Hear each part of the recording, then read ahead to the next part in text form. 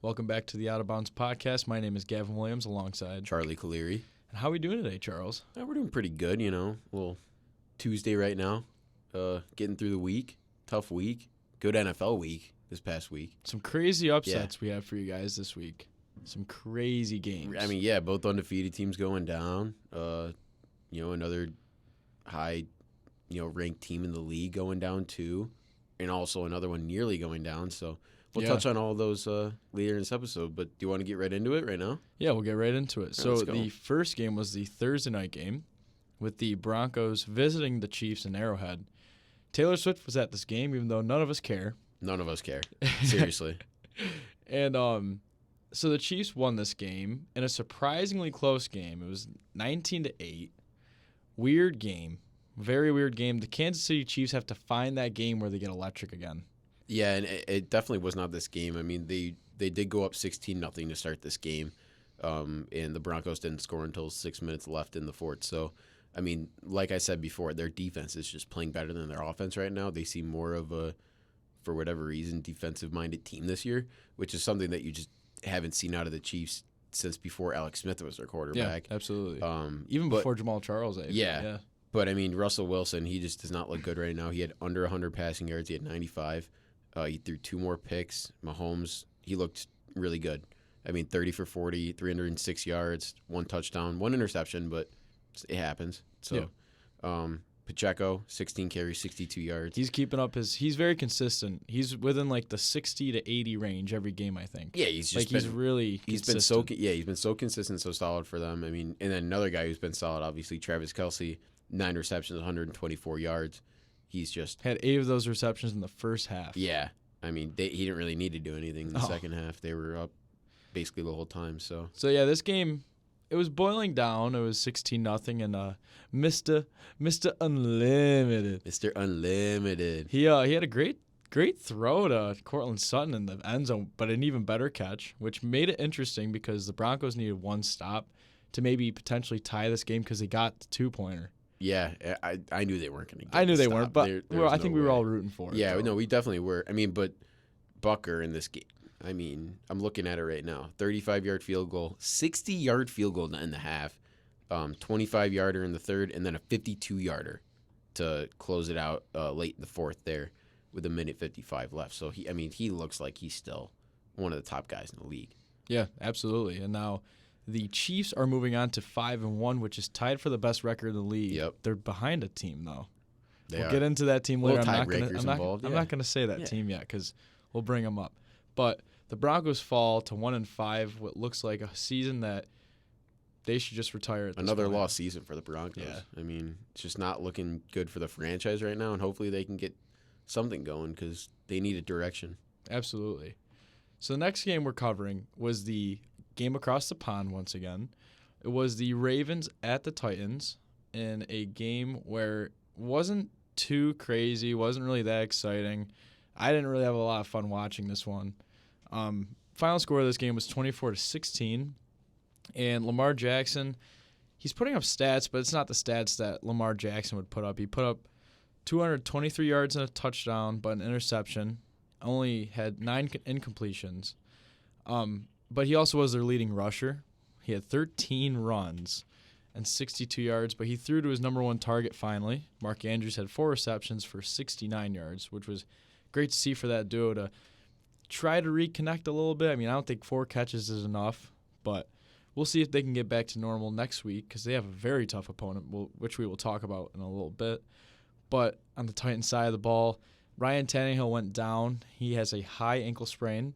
He will probably be out for a couple weeks, but they are going into a bye week. So we'll see if he can get back in time for week 8. But his stats were not pretty. He completed 8 passes out of 16 yards with an interception. But Derrick Henry carried the team on his back, had 12 carries, 97 yards, and a touchdown. And just not a great game from the Titans. Great defense from the Ravens. Ravens are improving to 4-2 and a must-win for that division. And the Titans go down 2-4 in a game that they also need to win to keep themselves within that division. So Titans are going down that division, which is starting to separate a little bit. Still very close, but starting to separate just a little bit, especially with a game we will talk about later with two AFC South teams going head-to-head, which we'll mention in a little bit. Yeah, and like you mentioned, all these division races, this is the point of the year when we're going to start to see those, separate a little bit more, figure out who's actually, the teams that are going to contend, be in the hunt later in the year. So, weeding those teams out, maybe like the Titans at this point in the year when they're 2-4. Yeah, they're going to a bye, which is perfect timing for them when their quarterback gets hurt. But why are we not seeing Will Levis in that game? I mean, I don't think he was active.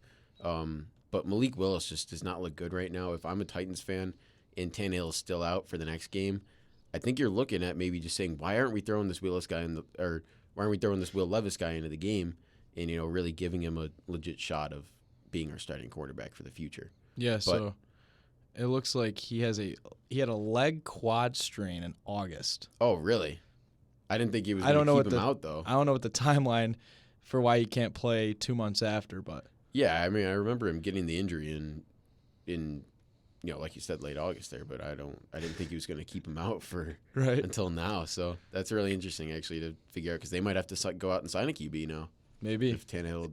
I mean, hopefully Will Levis can get back because yeah, true. Obviously, I mean they drafted him to do something. Yeah, obviously. But yeah, carrying on, you have the next game. Yeah, so Washington getting a big win over Atlanta there, improving to 3-3. Atlanta falling to 3-3. Washington getting a 24-16 win on Sunday. And Sam Howell, I mean, he looks really good. 3 touchdowns in this game. First-year starting quarterback. I mean, he's been playing really well. Brian Robinson, 31 yards on the ground.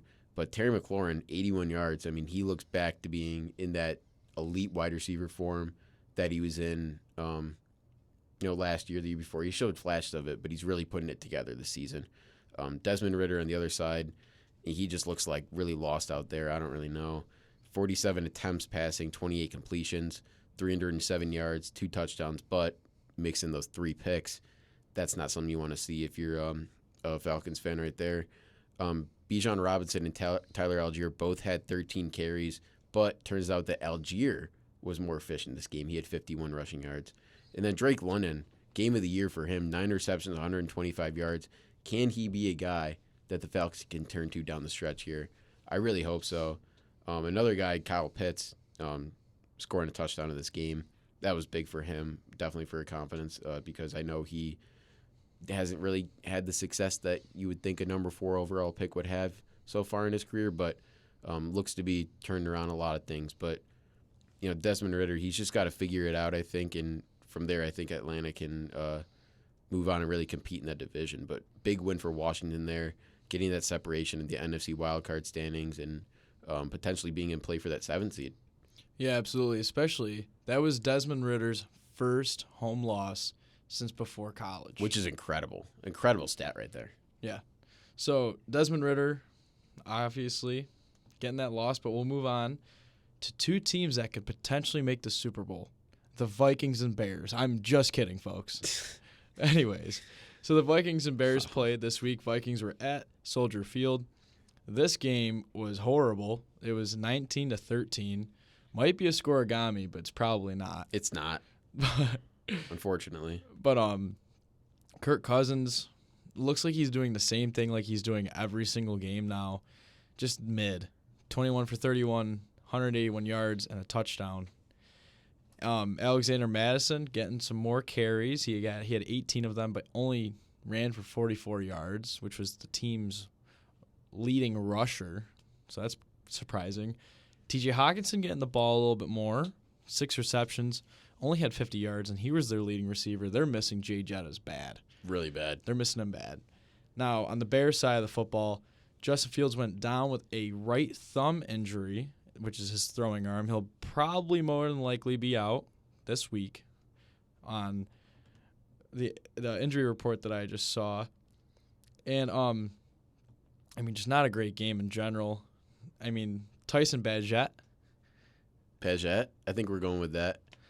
Bagent, yeah. Baggett. You know who we're talking about. Yeah, the backup for the Bears. 10 for 14, 83 yards, and an interception. I was hoping for a little Nathan Peterman, but... He actually looked pretty decent running-wise. Passing-wise, he definitely left a little bit to be desired, it looked like. But I think that pick came on the last drive, right? Yes, it did. Yeah. It was one of those little, end of the game picks. So not reading into that pick too much, but he didn't look too bad. Yeah, I mean, and DJ Moore, coming off a career game, had a game. He had 5 receptions for 51 yards. So fantasy owners were not that proud this week, including myself. But the total of this game was a bad game by 2 bad teams, and one bad team just got a little bit better than the other bad team. 19-13, Vikings win. They improved to 2-4, and the Chicago Bears, I am so happy to say, they are down to 1-5. Wow. And I mean, flip it over from that 2 really, poor playing teams right now to 2 teams that are actually, on the up. Seattle and Cincy played this week, and Seattle traveling to Cincy, and they took a pretty big loss, actually, for their standings-wise. They lost 17-13 to the Bengals.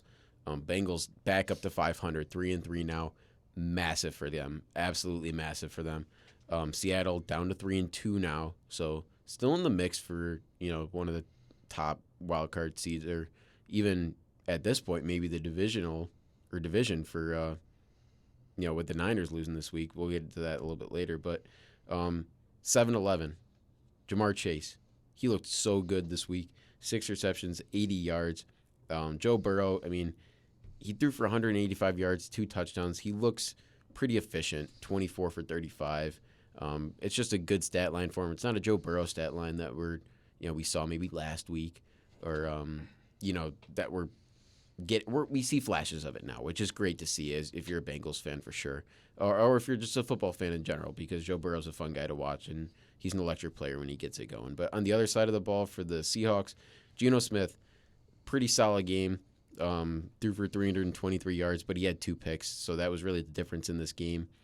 Kenneth Walker, he looks to be their franchise running back, continually every week, just putting guys into the ground. Michigan State legend. Getting those tough yards for the team.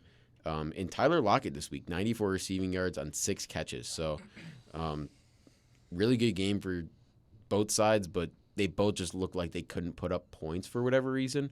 The stats might say differently, but that's just how it was. A lot of drives ending in field goals. And, Bengals coming out with the dub in this one. Massive game for them. And, now they're 3-3.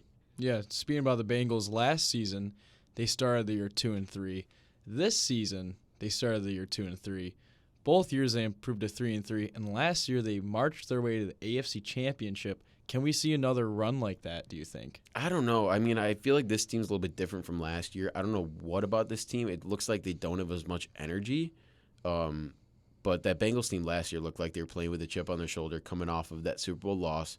And this year they just look like they're falling flat on their face. Ever since the AFC Championship game where they, ended on that penalty, they just don't look the same. And, I hope they can turn it around. As a fellow top AFC team, it's tough for me to say that, but football's fun when the Bengals are good. Yes, absolutely. And now to one of the games of the week. The Niners surprisingly losing to the Cleveland Browns. The Browns are handing Brock Purdy his first regular season loss in his career. And I honestly would say his first loss total. Yes. If I really had to say it, because, lost that NFC Championship game last year. He got hurt early in that game. They were playing with, who was it, Josh Johnson in that game. That was a tough look for them. But, yeah, the Niners started it off. They were winning 10-0. It looked like it was going to be a blowout. And then I guess P.J. Walker decided to just show up and start balling, which is great. Stepping in that role when he wasn't expected to be slotted in there, especially against an undefeated team. I don't care if you're at home or not. That's a great win for the Cleveland Browns, and that's one that'll put them to 3-2 right now. They're over 500, and guess what? They're in the race for the division. They really are. That division is wide open right now. The worst team being the Bengals at 3-3. We're big fans of AFC North football for whatever reason on this podcast, but we're really excited to see the Browns back in the mix of things. Yeah, absolutely. And a big injury happening for the 49ers, actually 2 big injuries, which is leading to people thinking that Brock Purdy is fake because he didn't have his 2 biggest weapons in Christian McCaffrey and in Deebo Samuel. Christian McCaffrey went down with an oblique injury, and we hope to see him back coming in this week. Deebo Samuel had, I think, a shoulder injury, so maybe he'll also be back. I think it was minor injuries, but in a game where they couldn't play because they didn't want to further those injuries even more. But Brock Purdy went 12 for 27, 125 yards, a touchdown, and an interception. Brandon Ayuk had 4 receptions for 76 yards, but the bigger receiver of this game came from the Cleveland Browns. Amari Cooper, 4 receptions, 108 yards. And the man who's filling in for Nick Chubb, Jerome Ford, had 17 carries for 84 yards. So the guys who need to fill in for the Browns are filling in this week, and they filled in against the right team. Yeah, and I mean, it really looks to be next man up for this Cleveland Browns team. I mean, they've already had 3 different starting quarterbacks, which I believe is probably the most in the league this year, if I had to guess. It's got to be one of them. I don't know another team that's started 3 quarterbacks yet, but, I mean, Amari Cooper, this was a game that he had to ball out, and he did. 108 yards receiving, like you said, on only 4 receptions. I know he had that big 60-yard reception, but still, I mean, if you're even getting 3 receptions for 40 yards, which is what he would have without the 1, that's still a really good stat line. So, Amari Cooper's got to start putting the ball in the end zone more, and he's going to be a legit, top 10 wide receiver in this league. Solidify himself back as a top 10 wide receiver in this league, I'll say. Yeah, absolutely. And the biggest story of this game was a missed game-winning kick, and actually 2 field goals missed by the 49ers kicker. Yeah, Jake Moody, former Michigan kicker right there. No surprises there. Yeah, he's been really good for them. He really has, and as a rookie, these games are going to happen. There are some other kicking miscues that I'll definitely get to in a few games that we review, but Jake Moody's looked really good this year. I don't think it'll affect him throughout this year. I mean, he's been really solid for them. I mean, obviously they've won 5 games. He's had to make some kicks for them before. So, just timely missed kicks and just can't have it. Yeah, so the 72 Dolphins are going to have some dinner. Yep, for sure. Because we'll also talk about the Eagles later on in the episode. But for right now, who do you have, Charles, in this next game? Yeah, the next game we're flipping from one of the best teams in the league to one of the worst teams in the league losing. The Dolphins, 5-1 right now. They beat up on an 0-6 now Carolina team, 42-21. And what was crazy in this game is that Carolina was winning 14-0 at the start of it. And second quarter, Miami, 3 touchdowns in that second quarter to go up 21-14. And then second half, 3 more touchdowns, to finish it off at 42-21. It was really never a doubt that the Dolphins were going to win this game. We knew they were going to probably put up 30+, and I'm just surprised the Panthers put up 21 in this game. Bryce Young, it was one of the first games I fully watched Bryce Young, and I'll just say that in the first half when they were driving on those first 2 drives, he looked really, really good, which is probably really good for Panthers fans to see that, that glimpse of what, the guy that they drafted. I know that the season hasn't turned out how they wanted it to right now. Maybe it has, actually. I don't know. I don't really know. But, I mean, being 0-6, they're definitely going to be slotted in at probably one of the top 2 picks in the draft. They got to keep hoping the Bears lose because they could somehow end up with the first and second overall pick, which would just be crazy considering that last year they had the first pick and then this year, get the first 2. That'd be pretty nuts. But Bryce Young, 217 yards passing for a touchdown. Chuba Hubbard making a little name for himself in this game with 88 yards and a touchdown. But the guy for the Panthers this season that has been so good for them has been Adam Thielen, 115 yards receiving. The other side, Tyreek Hill, 163 yards receiving. Really no shock there. But, this Dolphins team looks pretty nasty right now. Their one loss coming to the Buffalo Bills. And they got a really tough game next week. They got to travel to Philly and play Sunday night, I'm pretty sure, against that tough Philly team who's coming off a loss in their game. But once again, stick around for that because we will be talking about that very shortly. So now moving on to the AFC South matchup that I was talking about earlier, the Jacksonville Jaguars continuing their little hot streak going. They're going to move to 4-2 because they beat the Colts 37-20. Colts moved to 3-3. Now this is where we might see the Jaguars pull away from the division as they're finally getting a little bit better. So some stats for this game. Trevor Lawrence was 20 for 30 and had 181 yards with 2 touchdowns, but he also got hurt late in the game. I think it was a knee injury. I don't think it's severe, but we'll see more on that as the week develops. So that'd be a huge loss if he can't play. But I don't think it was significant because walked off the field fine, ended the game fine. Moving on to his running back from college and now in the NFL, Travis Etienne, 18 carries, 55 yards, and 2 touchdowns. This guy's been a fantasy guru these past 2 weeks. Yeah, I know. I have him in fantasy, and I made a trade for him earlier in the year. Sorry to our friend Chris, but had to take him from you.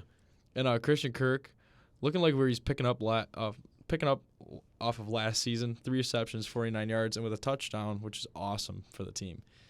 Now, the Colts lost Anthony Richardson in this game with that shoulder. He was already out for this game with the shoulder injury. Gardner Minshew stepping up. In games he's been really stepping up in for this Colts team, didn't step up in this one. First off, he had 55 throws in this game, which is unbelievable. I didn't know he had that many, and that's incredible. It's unbelievable. He only completed 33 of them. He had 329 yards and a touchdown, but story of the game was 3 interceptions. This Jacksonville, maybe a little hint of Saxonville. This defense is really coming up for this team because it was a little garbage time touchdown in the end. I think 2 garbage time touchdowns. Zach Moss was the leading rusher with only 21 yards. When are they going to bring Jonathan Taylor back to this number 1 role where he can take off and take over? He also had a touchdown, by the way. And last man on the stat sheet, Michael Pittman Jr. putting up a big week. 9 receptions, 109 yards. Fantasy owners like myself are very proud of Michael Pittman Jr. and very proud that they started him this week. But the Jacksonville Jaguars looking great right now. Hopefully they can keep this going because when the Jaguars are good, then football's fun. Yeah, I mean, that's not too often that the Jaguars are good, so football is really fun right now. Staying in that division, Houston Texans getting a unbelievably massive win. I mean, every win in this for any South team is incredible. But the Texans at 3-3 right now, and this is a surprising team for the season. I mean, they're right behind the Jags right now, and they beat the Saints 20-13 this week. The Saints fall to 3-3. But I want to read you Derek Carr's passing line. Tell me how many points you think they would have scored. He went 32 for 50, 353 passing yards, a touchdown, and a pick.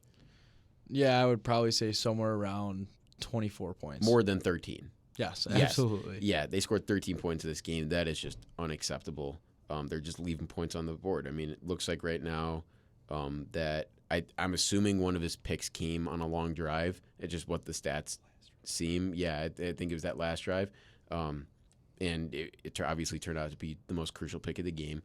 The other side, C.J. Stroud, he looks really good. Threw for 199 passing yards this week. It's tough. I feel like every week this guy's throwing for 199 passing yards. 2 touchdowns, though, for the kid and 1 interception. So this Texans team, this Texans offense specifically looks like they're rolling a little bit. I mean, the defense obviously letting up only 13 points. That's something to be excited about if you're a Texans fan. And this young core that they got going on right now looks to be moving some things along in Houston. Yeah, absolutely. That Texans team getting a massive win. But moving on to 2 teams that nobody really cares about. We don't know why this was a 4:05 start and not a 1 o'clock game. The New England Patriots losing once again to the Las Vegas Raiders. So the score of this one was 21-17. It was 19-17 until the Patriots' fake quarterback now, Mac Jones, took a safety. He's got to go. I'm going to put that out there. Patriots fans, you can come at me. I don't care. He's got to go. I think they'll agree with you. Yeah. Yeah. I mean, at this point, I hope they do because this guy is nothing but hot garbage right now. He's nothing better than a backup quarterback in this league as of right now. He's not had one complete good game this whole season. He's even in the Eagles game where they showed some flashes, he still threw a pick. I mean, this guy's a pick machine right now. He cannot stay away from this defense, throwing the ball away. It's bad. Yeah, and apparently he's a safety machine too, which is crazy. But I saw a stat that they scored their first touchdown in like 40 drives when Zeke scored this week. So that's something to note out there. I mean, their offense just been awful, like It's historically awful. it's so hard to watch this Patriots team. It makes you want to go blind. It's bad. I mean, he had 200 passing yards exactly with an interception and a safety and completed 24 of 33. Ramondre Stevenson, though, I mean, this guy's amazing. Not a lot of yards, 10 carries, 46 yards and a touchdown. Keandre Bourne, who's a guy that they need to look at more often because this guy's a stud. He had 10 catches for 89 yards. But on the other side of the ball, the other side, which is the Raiders, Jimmy Garoppolo, looking as mid as usual this season, having 14 for 22, 162 yards, a touchdown, and an interception. I mean, this guy looks nothing but mid. He's kind of like a Kirk Cousins. They're in the very same He's category. an AFC Kirk Cousins. Yes, Yeah. absolutely. Josh Jacobs putting up a little stat line, 25 yards, 77 touchdowns. Didn't have a touchdown, but the man of the hour for the Raiders team is a rookie tight end from Notre Dame, Michael Mayer. 5 receptions, 75 yards for a tight end. That's amazing. If you're a Raiders fan, get excited for this guy because this guy is a stud. This guy is an absolute stud. He had 3 catches on that first drive. Yeah, I mean, they needed a guy to replace Waller and Moreau, and they got that replacement, which is insane because they lost Foster Moreau, who's their backup, to New Orleans this year. He followed Derek Carr, and then obviously Waller going to the Giants, being one of their better players this year. They needed to fill a tight end role, and they drafted, I mean, the best possible guy they could. Kincaid was already off the board. Laporta was already off the board, and they got Mayer. Mayer fell right in their lap, so pretty good pick by the Raiders there. Absolutely. So the Raiders will be going to 3-3, as the New England Patriots, who should continue their tank, falls down to 1-5. Yeah, and moving on here to another game that kind of was just garbage, honestly. The LA Rams moving to 3-3, beating the Arizona Cardinals 26-9. Cardinals falling to 1-5 now. They're looking to really fall back to where we thought they would be. I didn't think that their win obviously would be against Dallas, but nonetheless they have a win, so good for them. Better than Carolina. Josh Dobbs in this game, 21 for 41, 235 yards, 1 interception. He still looks good. Like, he was their leading rusher too. He had 47 rushing yards. He still looks pretty good in this league. He's quick. Yeah, he's quick. He's a really quick quarterback, but he's just not good. Other than that, throwing the ball, he's questionable sometimes. He's a pretty good passer. I mean, he's a pretty accurate passer, but he just doesn't really have the arm strength to really push the ball down the field, which is, I think, what Kyler maybe does best. So, kind of a conflict of interest there between their quarterbacks. But the other side for the Rams, some positives over there. Matthew Stafford looks pretty good once again. He only had 15 completions, but he threw for 226 yards and a touchdown.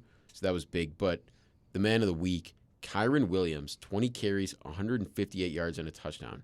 This guy is insane. I see where they got rid of Cam Akers now. And this guy's their franchise running back. He's going to be out next week, which is big. So look out there if you have Kyron Williams in fantasy. But he should just be out for next week. That's what they were saying. The reports are saying right now. So that's something to look for.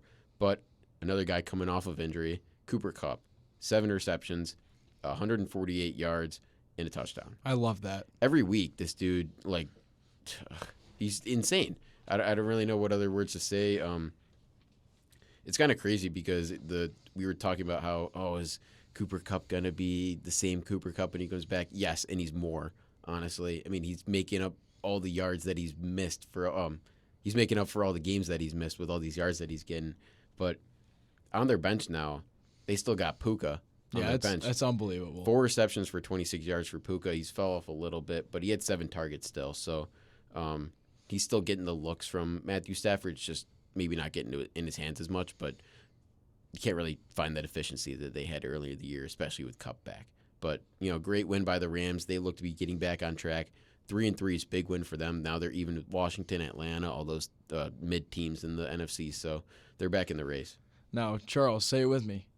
Jets, Jets, getting a great win against the Philadelphia Eagles, who haven't lost a game yet until right now. The New York Jets moved from 2-3 to 3-3, while the Eagles bumped down from 5-0 to 5-1. This was a awesome awesome game to watch. I loved every second of this football game. Here we go. Stat lines now. Zach Wilson, 19 for 33, 186 yards. All right, not bad. Breece Hall, 12 carries, 39 yards. Not really looking like the 140, maybe a little bit. I think he had like almost over 150 last week. And now he only has 39. Still had a touchdown. Garrett Wilson, great game from him. 8 receptions, 90 yards. But the man of the hour of this one is Jalen Hurts. Yeah, Jalen Hurts, I mean, threw for 280 passing yards this week, but he had those 3 picks, which is very unlike Jalen Hurts. Definitely was the reason why they lost this game. A.J. Brown, though, 7 receptions, 131 yards when he did finally get the ball from Jalen Hurts. Jalen Hurts also led the team in rushing this week. 8 carries, 47 yards, and a touchdown. I mean, with the running backs that they have, I know he's a great running quarterback, but he should not be the he should not have to be the leading rusher on this team for them to be successful. So I just don't know if the Jets just locked him down or what. I mean, everybody besides A.J. Brown, but I don't know if the Jets just locked him down or the Eagles' game plan kind of just fell apart. But they still found a way to lose this game. Yeah, some analysts have been saying a way to shut down Jalen Hurts is by blitzing him. Not by the run, but by the pass. Obviously, when you blitz him, you're taking away someone, and he'll get a rushing maybe 10, 12, maybe 6 yards. But you're going to take away from him throwing the ball. So that's really big. The Jets sent a lot of heat towards him.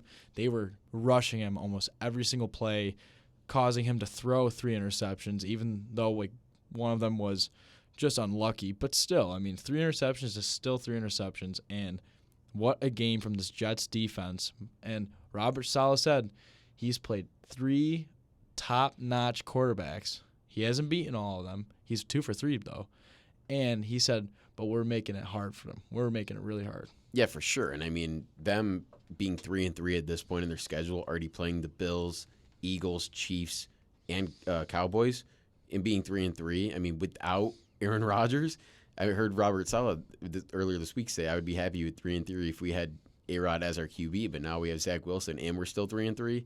I mean, that's a big win for them. So, yeah, like you said, this Jets defense, Quincy Williams has been unreal this year. C.J. Mosley, I mean, that tandem has just been unreal this year on that Jets defense. They combined for over 20 tackles this week. That's crazy. Which is just insane. I mean, something that Jalen Hurts just isn't great at yet in his career, and I don't know if he ever will be because it's some tough to learn. But when you get a lot of pressure as a QB, some guys just chuck the ball up, and that seems like what Jalen Hurts likes to do a lot. So I think teams are going to see that, bring a lot of pressure on Jalen Hurts, make sure that he's contained though, because if he's not contained, he will go right past you. But if you keep him contained and you make him chuck up some of those errant deep balls, he's gonna have those 2-3 pick games.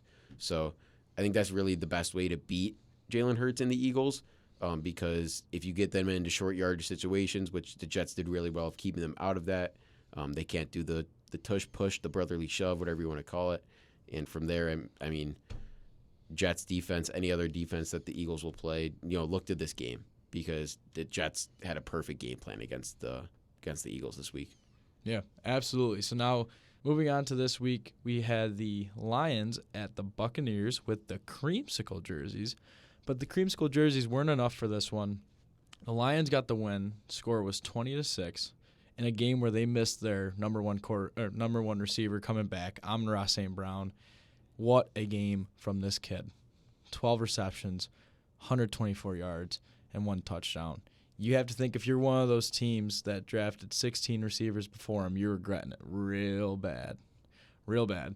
And Jared Goff, looking like Jared Goff. I mean, he's really, really stepping up for this Lions team ever since he's been traded. 30 for 44, 353 yards with 2 touchdowns. Craig Reynolds had 10 carries for 15 yards. So not a great day for the rushing capacity for the Lions, but other than that, good complete game. Their defense only allowing 6 points to an offense who's actually looked pretty good this year. The Bucs were coming off a bye, and now Baker Mayfield was 19 for 37 with 206 yards with an interception. Rachaad White only had 26 yards on 7 carries. And Chris Godwin putting up a decent game. 6 receptions for 77 yards. Just a complete 3-way win for the Detroit Lions. Yeah, this team's getting fired up. They're at 5-1, which is tied for first, and I think they are first in the league right now. You would have them as number 1 in the power rankings? Yeah, I would. Really? This week. I'm not saying like that they will be, but I'm just for this specific week with 2 undefeated teams losing to 2 teams that they should not lose to. The Lions are getting it done. Yeah, they really are. I mean, they look really, really good right now. But let me just mention, though, those Bucks creamsicle jerseys looked really, really good. They were on the awesome. field the other day. They were awesome. So, with that being said, like you said, the Lions are definitely one of the better teams in the league. But moving on to one of the supposed better teams in the league, my Buffalo Bills winning 14-9 over the New York Giants. I'm embarrassed to even say that we put up only 14 points this week. But, win's a win. Moving on to 4-2, Giants now to 1-5. Gavin, what do you think about this game? Yeah, I think the Bills should have lost this game, actually, with a misholding call in the back of the end zone by Taron Johnson. Very, very bad job by the refs there. I'm not saying that the New York Giants would have punched in the ball. I'm not saying that at all. I'm just saying that it would give them another play to try something else, maybe do the same thing but do it better. I don't know, it's a bad loss. It's a good loss for the Giants. Only losing by 1 score to the Buffalo Bills. If you said that to me before this game, I would have been so shocked. So shocked.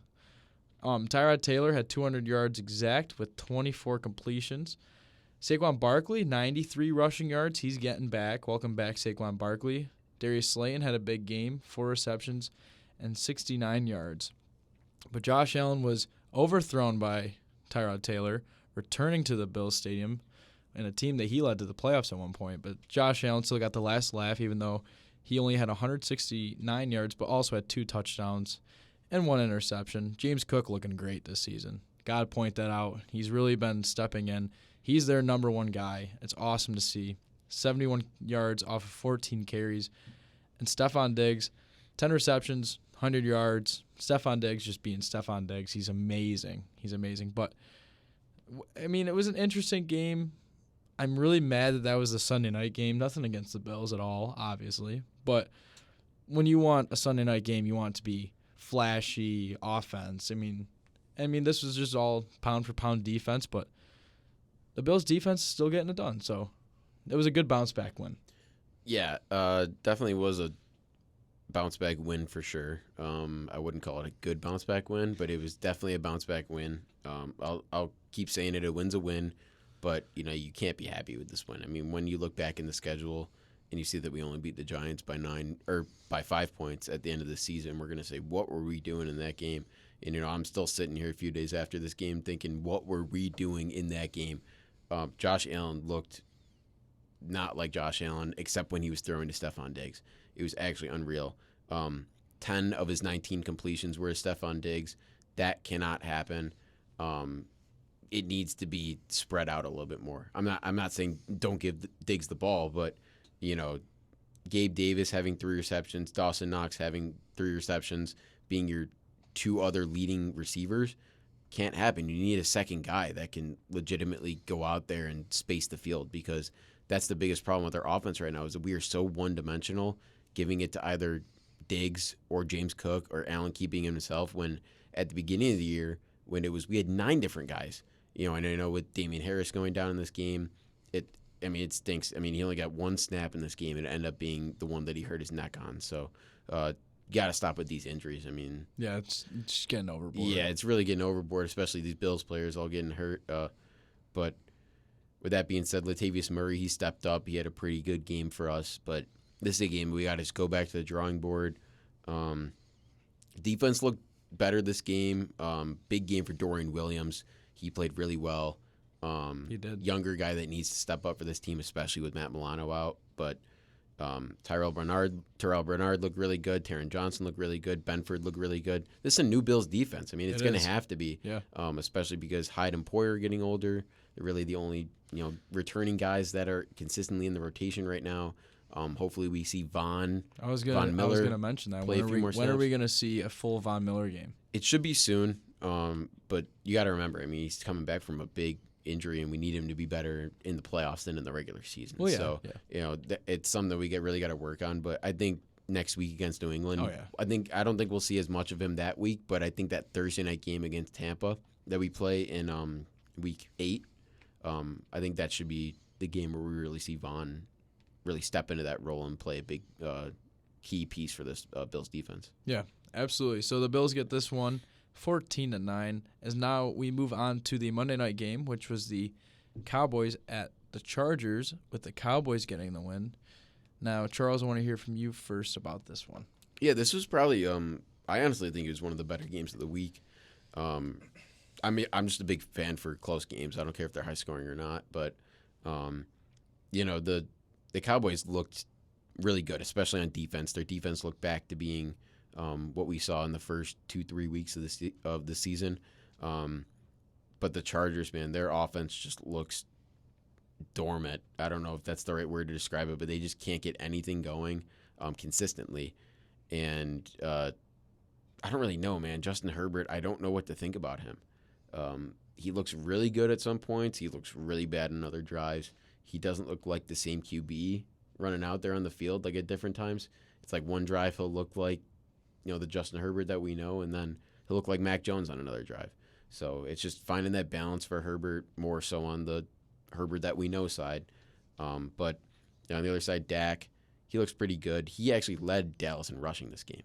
40 yards rushing, which I don't know. It really cannot happen, but I guess Tony Pollard had to take the back seat in this game. I don't know. Dallas coming out with the win here. It's a big win for them, going to 4-2. Chargers now falling to 2-3. They're falling behind the Jets now. They're falling behind the Raiders. They're falling behind all these teams. They got to start winning some games. Yeah, I mean, Dak Prescott being the Dak Prescott, he kind of looked like in his rookie year with his stat line. I mean, maybe Cowboys fans can have a little bit more hope and faith for the man, but I mean, I still didn't see a great game out of him.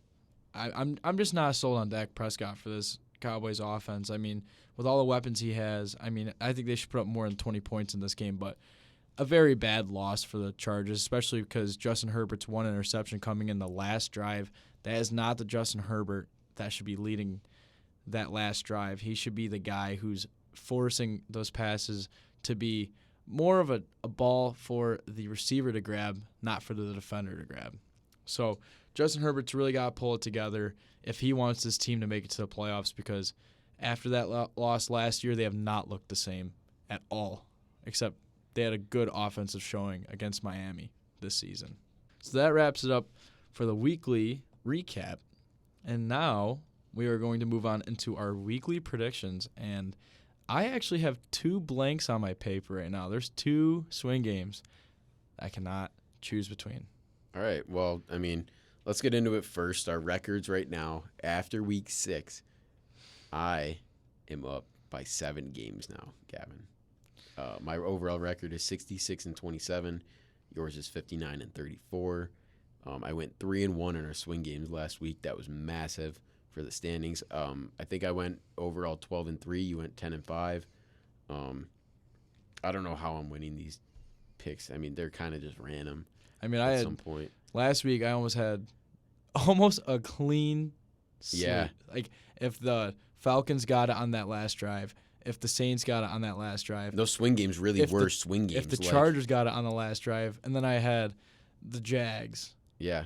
I mean, that Jags game was never a doubt, but those other few games, they definitely could have went the other way. So we could be looking at totally different standings right now. But we could be a really close battle, but it's not. But it's not. But it's not. But it's not. But I will be back. The teams on a bye this week are the Bengals, the Cowboys, Titans, Jets, Panthers, and Texans. So weird little mix of teams there. We got 2 really good teams, 2 pretty mid teams, and 2 teams that are looking to be bottom feeders right now. But yes, take that however you want it too. Whatever teams you think should be moved into wherever. But starting off the Thursday night game, Jags at Saints. Gavin, what do you got? Yeah, I got the Jags here. I mean, they're coming off a 2-game win streak, and I don't think that the Saints have enough to stop Trevor Lawrence. Oh, they're on a 3-game win streak. 3-game win streak. They won 2 in London, then. Oh yes, I forgot about yeah. the Falcons game. Yeah, so the Jags are hot right now, and as long as Trevor Lawrence is playing this game, here we go, Jags. I got the Jags too. I was actually considering picking the Saints because they're at home, but just from what I saw last week, Jags just look like they're hot right now, like you said, and the Saints offense just can't put points up on the board. So going Jags in this one. Yeah, so speaking about NFC South, we have the Falcons at the Bucks. Massive game. And I have the Bucks in this game. I have the Falcons in this game. Give me the Falcons. They're going to roll into Raymond James Stadium and steamroll the Buccaneers. That's my bold prediction for the week. Whoa. They're mad after last week losing that game to Washington. So are the Bucks. The Bucks are mad too. Yeah, but the Bucks put up 6 points. That's the difference right there.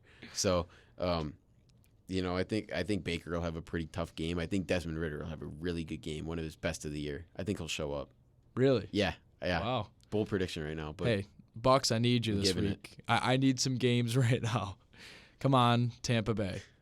Next game is Raiders-Bears. Wow. The Raiders, man, just playing all these games that we don't want to watch. I got the Raiders in this one. I have the Raiders as well. We got Browns at Colts, too. Another interesting game. I have the Colts in this one. I have the Browns in this one. Yeah, I figured you would have the Browns. I picked the Colts in this one.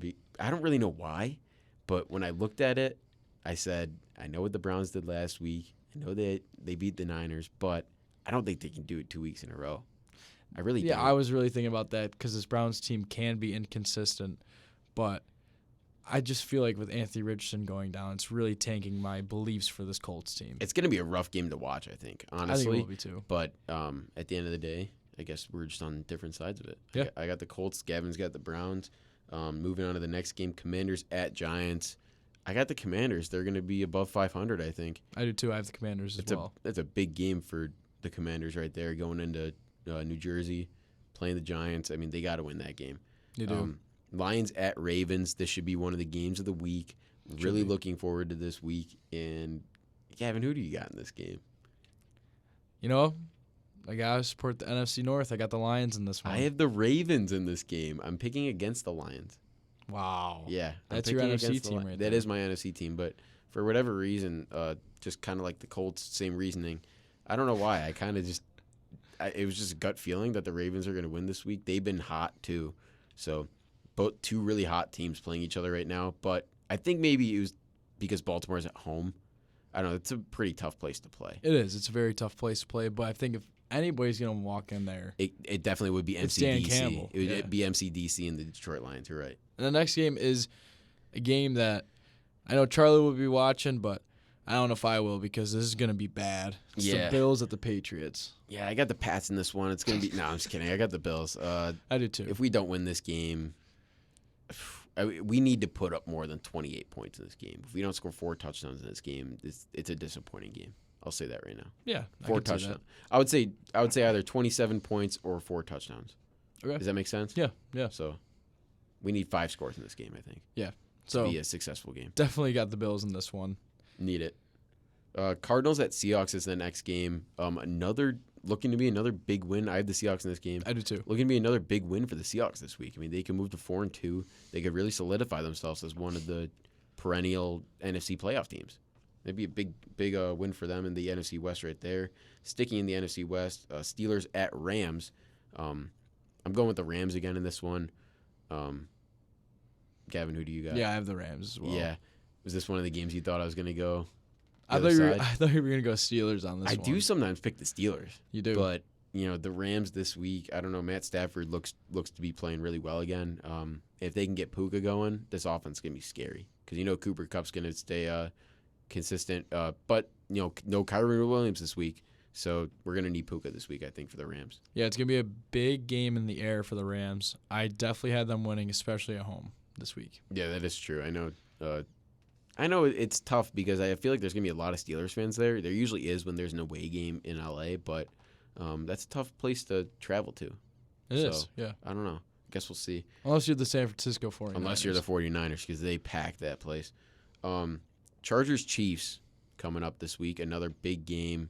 Who do you got in this game, Gavin? This is the one. I'm not even joking. This is one of them that I left blank really right now. I have the Chiefs in this game. If that changes your the Chargers are my AFC team, and I want to choose them so bad. But go with the Chargers then. No, but based off last week's loss, I don't know if I can choose Justin Herbert in this game against Wow. a Chiefs defense who's been unbelievable. So we're this both season. going to waver against our opposite conference team. Yeah, going Wow. Chiefs here. Gavin's going Chiefs here, not looking to pick up any games this week. Packers at Broncos is the next game here. I got the Packers here. I have the Packers too. It should be the Packers. If it's not, I don't know if we'll see a next episode. No, me. we will. Next, We're gonna No, I meant next week. next week. I don't know if I'll be on the episode next week. If we lose to the Broncos, it might be a one-man show for the Out of Bounds podcast. No, next week. folks, no. Gavin will be on next week. Don't even worry about that because the Packers will win this game. They better. You should not have to worry about that at all. Moving on to probably the game of the week, Dolphins at Eagles, Sunday night. Get your popcorn ready, folks. Get Gavin, the beverages. Who do you got? Get what you want. Because Tyreek Hill is going to run all over this team. No shot. Dolphins No are shot. winning. I'm going to do a little score prediction, too, just to spice it up. Okay, I'll do one It's going too. to be 31-28 Dolphins win this game. I'll go 31-28 Eagles in Wow. this game. Give me the Eagles. Give me the Dolphins. I don't know. I just hate the Dolphins. I think know. that's my main reason why I'm picking the Eagles. You knew I was going to go Eagles in I this knew game. it, too, yeah. The Bills need to gain a game, and this has to be the game has because to be. I don't think the Bills are going to beat the Eagles in Philly. So if we're not going to beat them, Dolphins can't either. So that's simple as that. And then the last game of the week this week is the Niners at Vikings on Monday night. Woohoo. Let's get excited. I feel like the Niners have every primetime game. Yeah, I mean, this is going to Like- get ugly. This is not going to be fun.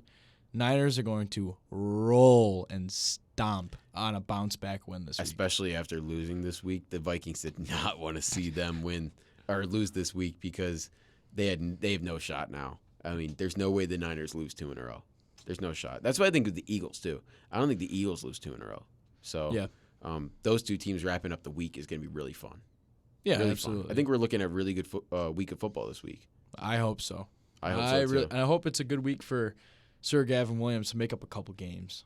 Yeah, it might be. You never know. I mean, that Dolphins pick could definitely gain some games for you. And I don't know, maybe that Browns pick, too. Maybe the Think- Bucks pick. Maybe all of them. Maybe they could all go my way, though. Yeah, You never know. That would suck. No, We hope fans, not to fans see would that. love that. Nah. Right, guys?